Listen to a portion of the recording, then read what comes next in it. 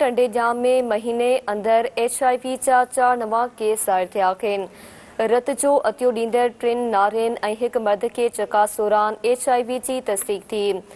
अवां खे ख़बर ॾियूं पिया टंडेजाम में महीने अंदर HIV जा 4 नवा केस ज़ाहिर थिया आहिनि।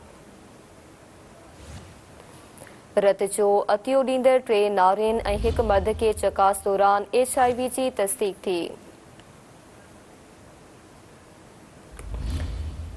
अस्पताल एडमिनिस्ट्रेटर ज़फ़र धारेजे जो चवणु आहे त शहरनि खे रत जी चकास कराए HIV वायरस खां बचण लाइ एहतियात करणु घुर्जे।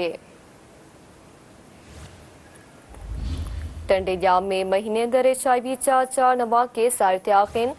रत जो अतियो ॾींदड़ 3 नारियुनि ऐं हिकु मर्द खे चकास दौरान HIV जी तस्दीक थी।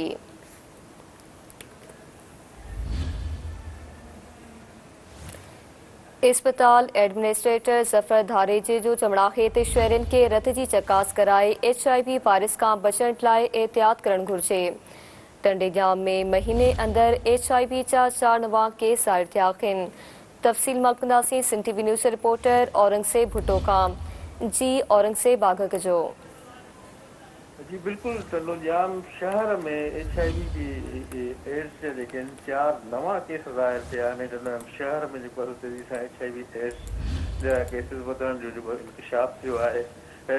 इन सिलसिले में जेको आहे मुंहिंजी ॻाल्हि ॿोल थी आहे टंडेजाम रूरल हेल्थ सेंटर जे इंचार्ज ज़फ़र धारेजो सां उन जेको आहे इन शइ जी तस्दीक कई आहे त गुज़िरियल 1 महीने अंदरि टंडेजाम रूरल हेल्थ सेंटर में वियम दौरान औरतुनि खे जेके रत अतियो करण लाइ जेके आयल हुया उन्हनि जी रत चकास दौरान 4 जेके नवा केस HIV पॉज़िटिव जा जेके उहे ज़ाहिर थिया आहिनि ऐं उन्हनि में जिन में जेको आहे 3 नौजवान नारियूं ऐं हिकु जेको आहे मर्द शामिल आहे।